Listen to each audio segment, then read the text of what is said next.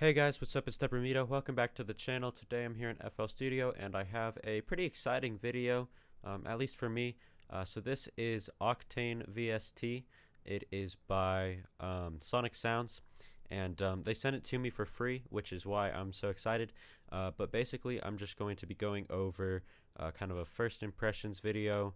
And even though they did send it to me for free, this is going to be totally unbiased.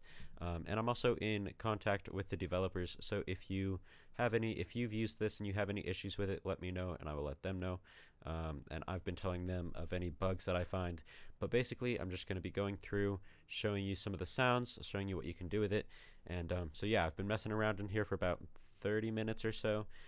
But yeah, so first off, when you open it up, it looks like this. You've got a bunch of different categories for sounds, and then you've got the presets that are in that category. So this is just all of them, but we can go, for example, into the arps, and well, actually, I'm going to go into the bells, and I can show you some of the bell sounds. So stuff like this.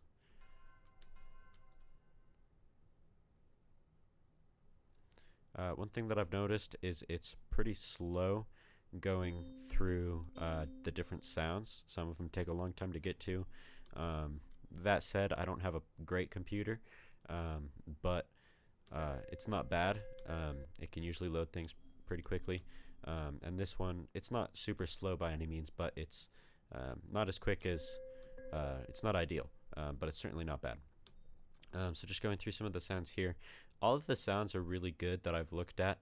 One thing I will say, it's definitely based for trap mostly.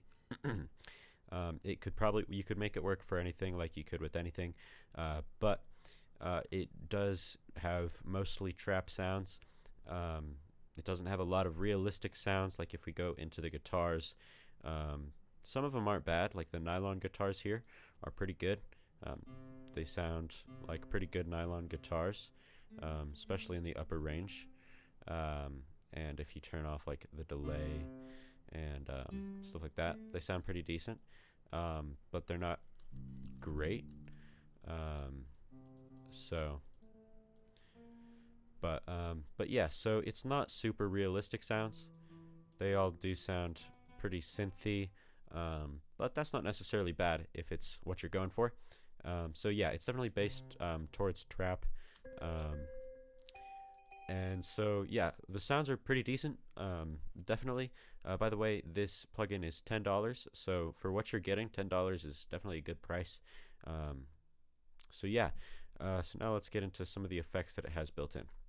It's got delay built in right here. You can set the time, the feedback, the mix, and the balance. I personally wouldn't really use this delay for the sole reason that it can't lock into the tempo that you have your project at. So you can have it at a few different delay speeds, but they don't lock into your tempo like some other VSTs, like Helm, for example, do. So I would probably just go with a fruity delay or something. Then we've got reverb. And this is a very nice reverb. It's got dry and wet, pretty standard, as well as size and width. The dry is just going to be your input volume. The wet is going to be the output volume, so how much reverb you're putting on it. The size is the size of the room that's reverberating, and the width is the width of the room. All pretty self-explanatory. Then we've got the trance gate right here. You can just hear this.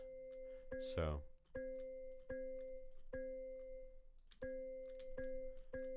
it's not doing anything right here for some reason. Maybe what was some other sound? Yeah, so you can hear it there. It's kind of quiet, but it's essentially a stutter. So I don't really use stuff like this a whole lot, but it's cool that it's built in. Next, you've got the mono and legato. Mono just puts it directly down the middle, as opposed to stereo, where it will be panned a little bit differently between your headphones. But that doesn't seem to be working. I do want to say that this VST is pretty new and they're still working out a lot of bugs. So there are certain things like that mono not working right there, or the transgate not working on one of the bells that I was on before, stuff like that. But I do think that they're going to get it all worked out over time, which is really cool, and the developers have been super responsive so far, and they're working out a lot of bugs already, and they're working really quickly, so that's really great. Next we got a filter. Also pretty, well, actually I didn't go over the legato and glide. Glide, it just, I mean, you can hear the difference. You can hear it glides down from the note that you were on, whereas opposed to if you turn that off, it just hits right on it instead of gliding to it. And then the legato, I'm not really sure what it does. I've never seen this in a VST before. So like if you were to do a legato in the piano roll, it stretches the notes to the next note. I don't really know what this does, but it's there. Next to the filter, you can turn it on. This cutoff knob is basically a high pass filter. So if you turn it all the way up, it's going to cut the least amount. If you turn it down, it's going to cut more. And then this resonance is kind of just a dampener for the filter, essentially. Then you've got distortion. There's 5 different types of distortion: hard and soft clipping. If you don't know what those are, hard clipping, it's just going to, I mean, it's in the title. It's going to clip it really hard when it reaches the limit. Soft clipping, it's going to clip it a little bit below, it's going to begin to clip it below the limit, but that's going to allow it to have much of a softer curve. And so it's not going to sound as clipped as a hard clipper, which is why a lot of times people will just put Fruity Soft Clipper on their master, and it makes it sound a lot better and clip less, and you can turn it up a little bit more without it clipping. And then you've got wave rectifiers, and you can see the difference right up here. This is showing the waveform that's playing. So it's not super loud right now, so you can't see a whole lot, but you kind of can see it. Just look at this wave right here, and you can essentially see what's happening with the different types of distortions. But you can just also turn the distortion off, which is probably what most people are going to do. And if you do need a distortion, you can use this one, or you can use Fruity Soft Clipper, or saturation knob, stuff like that. And then you've got the tone of it. So that's actually gonna, I'll show you some of the clipping now. So you can see how hard it's clipping right there when you play something, and I'm going to turn this down just so that you can hear. You can see how hard it's clipping right there with a hard clipper, and with a soft clipper you can see that it's clipping much more, it's much more round.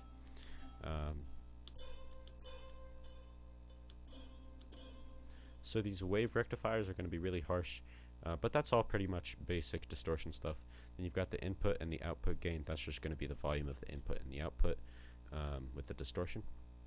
And then the stereo image, don't worry too much about this, because stereo image is typically only used a ton in very professional things. I don't really use it much in my beats, but it basically is just how spread out the sound is going to be in your headphones or your monitors. So if it was in mono, it would just be coming straight down the middle of the headphones. If it was in stereo, it would be coming from all over the headphones. So one thing I do want to say with this is, if you are using the stereo imager, be sure to check your mix in mono. That's very important, because otherwise your mix is going to be way off, and then when you hear it in mono, it's going to sound really off. So mix it in mono and then turn on the stereo image if you want to use it, but I typically don't. Next, you've got this layering effect, which is really cool. I don't see this in a whole lot of VSTs, so it's cool that they have it here. So essentially, you can pick a sample out of this sample picker right here, which is just all of the sounds. One thing I wish is that it had, similar to how it does in here, it had the categories, because that helps a lot, but it's alphabetically organized, so that helps. Then you can turn on the layer. You can reverse the sample, which is cool. So let's turn that on, so you can hear that. In forced loop mode, I'm not certain what that does. I haven't used it yet. And then the ADSR, simple ADSR, just like anything else. And then you can change the tune.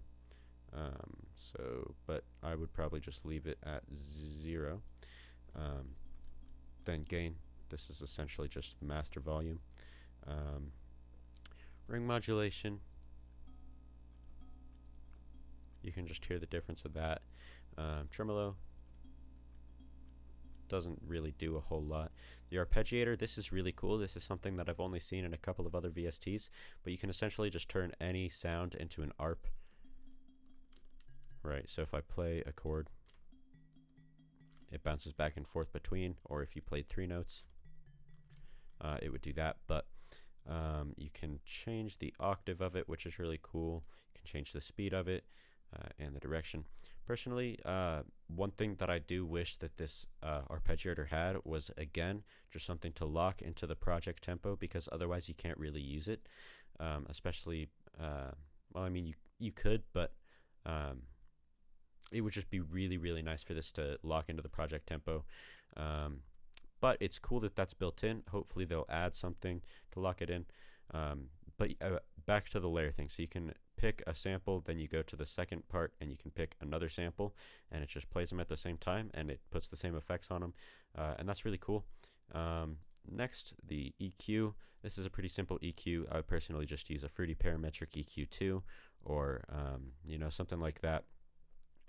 But it's cool that this is built in if you just need to make a small change to the sound. The dynamics, you've got an exciter, compressor, and expander. I wouldn't worry too much about these. You can pretty much just use effect plugins for that. It's going to be a little easier. And then one of my favorite things about this VST is this lo-fi area right here. So you can essentially add vinyl sounds. So if we turn it on, you can hear it. If we put this back at the standard sound or speed. So this is without lo-fi, this is with the lo-fi. So you've got hiss right here, which is set originally a little bit higher than I'd probably like it. You've got wear and gain. This is essentially just the master volume. You've got flutter and stuff. And crackle, this is what a lot of people are going to be primarily focused on with the lo-fi effects. So you can hear that. And this, you're never going to want the amount that high. You're probably going to want it like pretty much at the standard 0.